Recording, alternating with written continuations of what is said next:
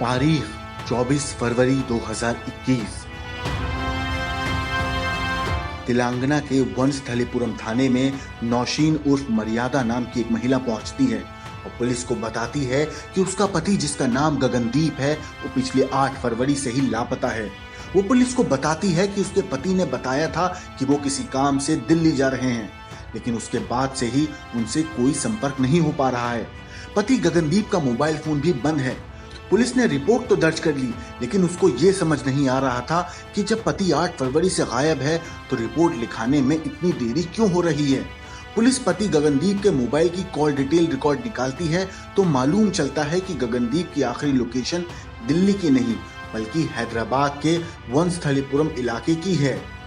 ये बात सामने आने पर पुलिस का माथा ठनकता है और वो गगनदीप के बारे में और पता करती है।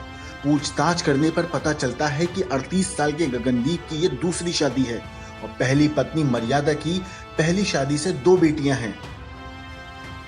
पुलिस एक बार फिर नौशीन को बुलाती है और उससे पूछताछ करती है, लेकिन उसका बयान पहले के अपने बयानों से थोड़ा अलग था। कुछ दिन बाद पुलिस उसे दोबारा बुलाती है और इस बार भी उसका बयान बदला हुआ था।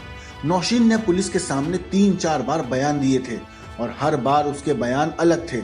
लिहाजा पुलिस नौशीन को हिरासत में लेकर उससे पूछताछ करती है। पुलिस की सख्ती के सामने नौशीन टूट जाती है और वो कबूल करती है कि उसने ही अपने पति गगनदीप का कत्ल किया है। कत्ल की वजह वो बताती है कि गगनदीप पहले शादी से हुई बेटियों पर बुरी नजर रखता था। उसने कई बार समझाने की कोशिश की, लेकिन जब गगनदीप नहीं माना तो उसकी चाकू से गोदकर हत्या कर दी। हत्या की प्लानिंग नौशीन ने पहले से ही की थी और इसके लिए उसने अपने घर के पीछे वाले हिस्से में एक गड्ढा भी खुदवाया था। गगनदीप का कत्ल करने के बाद उसने लाश उसी गड्ढे में दबा दी। ये मामला सामने नहीं आता अगर गगनदीप का भाई नौशीन पर थाने जाकर उसके भाई की गुमशुदगी की रिपोर्ट दर्ज कराने का दबाव नहीं बनाता। पुलिस ने नौशीन को गिरफ्तार कर लिया है और उससे पूछताछ कर रही है कि कत्ल की इस वारदात में उसके अलावा कोई और शामिल तो नहीं था। Bureau report, crime time.